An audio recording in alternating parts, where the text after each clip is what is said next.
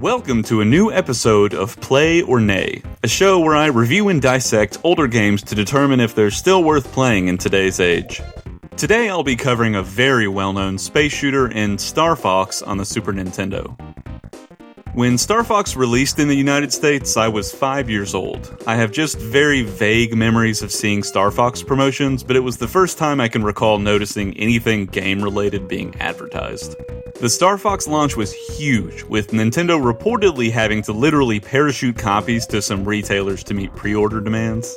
Star Fox was a super ambitious project for the SNES, get it, and was the first game on the console to use the brand new Super FX graphics chip, which was a coprocessor that helped polygon rendering. Star Fox was one of the earliest games to use 3D polygon graphics, and the second one ever made by Nintendo. It was the first of many Star Fox titles spanning several Nintendo consoles, and two of the game's characters, Star Fox and Falco, have become staples in the Smash Bros. Community. There's no doubt of the impact the Star Fox games have made on gaming, but is the original worth playing these days? It's time to do a barrel roll and see if Star Fox on the Super Nintendo is a play or nay. Star Fox is a type of pseudo-rail shooter with limited freedom of movement. You pilot a pointy little aerodynamic chain of polygons called an R-Wing through a series of planets and regions of space in an attempt to defeat the mysterious evil being known as Andross. The game doesn't give you any sort of explanation at all of who Andross is or why he's bad, so you just have to take their word for it and go kill the dude. You're joined by your three teammates, Slippy Toad, Peppy Hare, and Falco Lombardi. They each pilot their own R-Wing and, air quotes, follow you through each level. In reality, they don't do anything at all, and just have the occasional scripted event where you have to kill an enemy chasing them, or you can tick them off by stealing a kill. R-Wings have some fun little abilities, like shooting your blaster or bombs, boosting, braking, tilting, and spinning. Boosting and braking are mainly used to try to stop you from running into everything you see and perform like expected. It's easy to totally forget they're in the game and go a couple levels without remembering to use them. Your standard blaster is something you'll want to be spamming every second of every level, so get used to button mashing. You can upgrade your blaster twice, once to a dual blaster and then again to an upgraded dual blaster.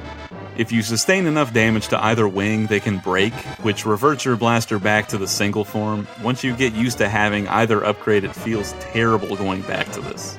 Having a damaged wing also makes your ship off balance and more difficult to control, and is just really frustrating and annoying, and isn't a great part of the game.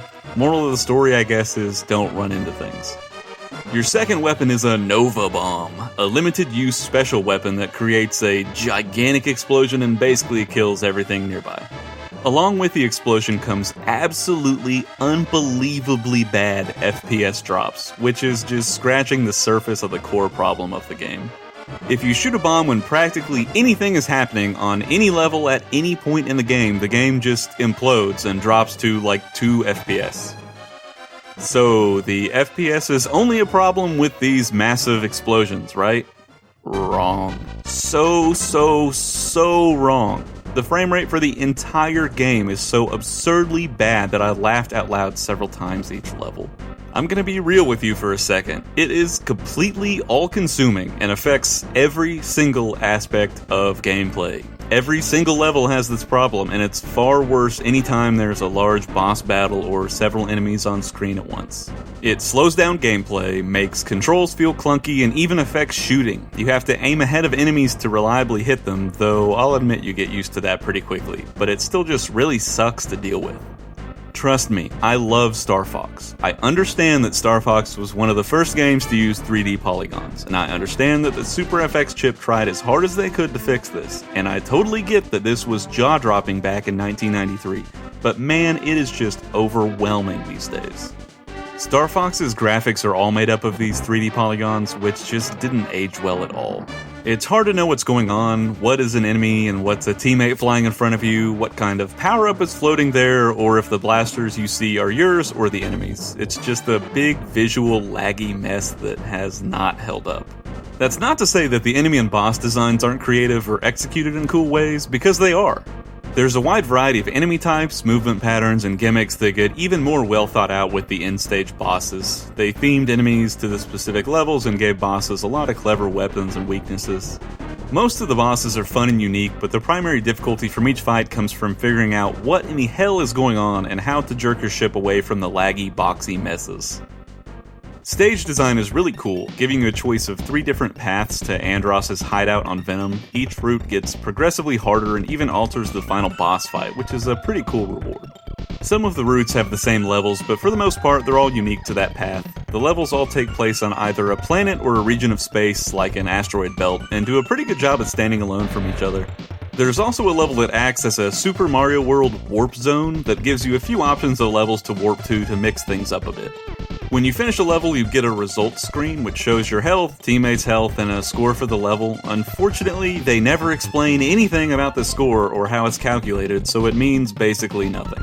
There were times when I thought I destroyed a level and got an 85%, or times when I got killed the entire level and somehow ended up with 100.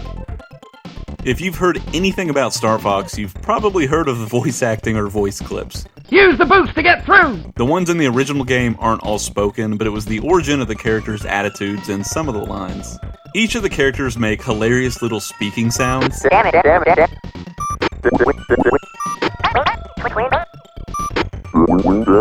And the few recorded lines of dialogue are pretty iconic. Good luck. On the more annoying side, each of your teammates only says like 2 different things the entire game, and all of the well-known voice clips are from Star Fox 64.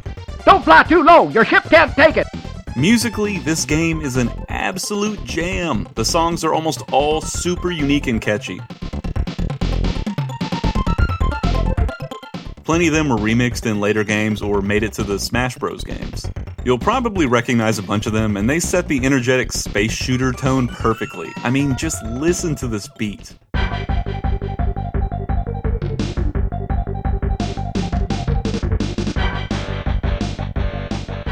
Star Fox was the birth of a classic series, and a frontrunner of the 3D polygon style of games. It did almost everything right and introduced a bunch of really creative concepts into a space shooter and made the genre more accessible for the masses. The gameplay was revolutionary, especially on the SNES, and the enemies, bosses, and music all provide plenty of flavor into the Star Fox universe. However, game-changing as it was in 1993, time has not been kind to the original. The graphics just look ugly and you can't hardly tell what's going on. The system and game just can't handle all the 3D polygons, and it's just a slow and laggy trek through space. Star Fox 64 was essentially a remake of this game and improved on every single feature. I'll take some heat for this, but unless you just want to see where the series started, there just isn't any reason to play the original over the N64 version. Thank you for watching my video. If you liked what you saw, please like, subscribe, and click the bell to see when I post new videos. I'll be reviewing tons of older games to see how they've held up over the years and see if they're still worth playing these days. Some games I'll be covering in upcoming episodes are Goof Troop, Secret of Evermore, Super Ninja Boy, The Flintstones Treasure of the Sierra Madrock, and Illusion of Gaia. Your support for these videos goes a long way in their creation, and I really appreciate you taking the time to watch. That's all the time I've got for today, but I'll see you on the next episode of Play or Nay.